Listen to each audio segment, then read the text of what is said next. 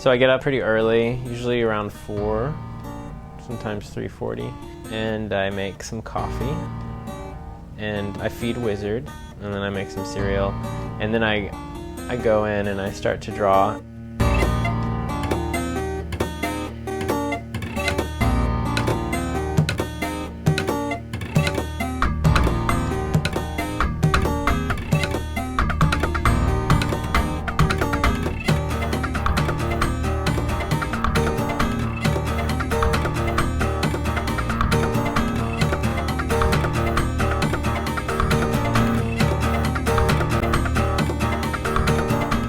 Typical day, I'm doing it like completely from scratch in the morning, which I prefer not to, but sometimes I have to.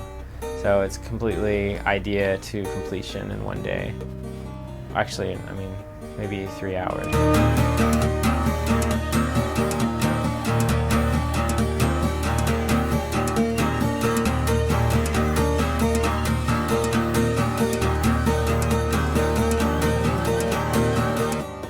I was going to college at U of H, and they had comics, and I wanted to submit one. And so I had this one-off. It was Robbie and Bobby, and it's a robot sitting on a hill with a boy, and they're talking about love. And the robot answers he's never been able to love because he's a robot. And so he tries, and when he holds Bobby's hand, it crushes Bobby's hand in a vice, and then there's an ambulance driving away.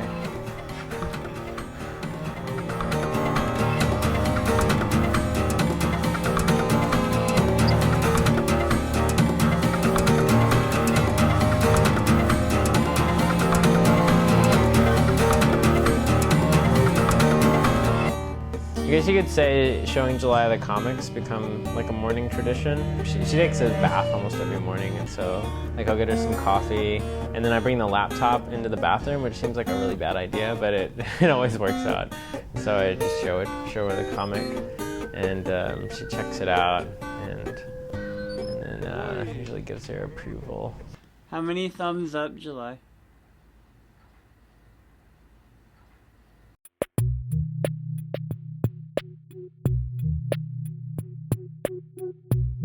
The first time I encountered Robbie and Bobby is when Geronimo Rodriguez had been elected editor-in-chief, and he had hired me as managing editor. But I remember Geronimo cracking up and giving me these comic strips, and it was probably like 5 or 6, like a sampling of what a week's run would look like. We looked through them, and every single cartoon just brought us to tears almost, and we knew immediately that this guy had to be in the paper. It's about 2 friends, a young boy and his robot caretaker, and it's like an Odd Couple almost kind of setup. I think Jason definitely appeals to like the college crowd that is already sort of smart. The people who don't need to go to college to be smart. They've already got it. We knew that when we brought it in, it was a caliber of cartooning that was not in the paper. Everyone else was,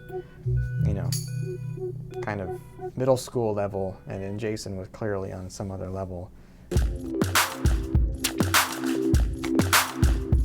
I know Jason has been doing Robbie and Bobby for years, and he knows that I've been doing Film Monitor for a long time too, and we are friends and stuff, so we thought it would be a good idea to work together.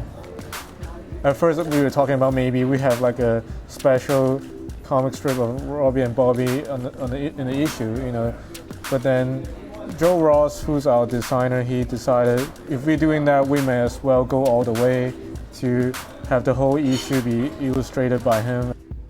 He came up with this drawing that is based on the still that Brad Pitt was in with the 2 kids in the movie, but then he added this kind of a layer of kind of dreamlike element, and I think that was like everyone's favorite drawing from that issue, and I like that one a lot too. I feel like Jason does his own thing in a good way because he's very independent in doing his work and promoting his work. I'd always had in the back of my mind that I wanted to do these conventions, but I'd never done one before, and I had no idea what was involved.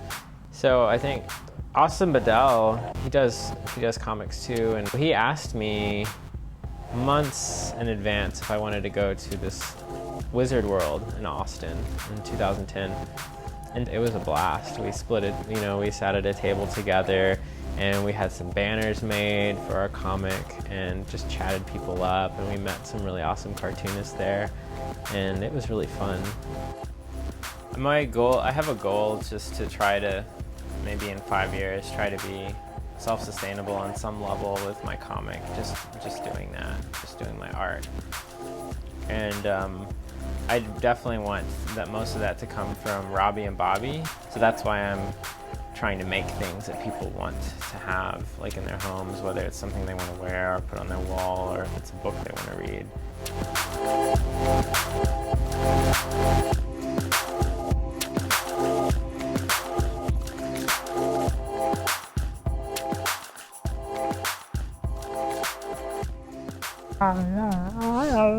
Alright, good. I got all that here. Okay, that was my warm-up. Alright, so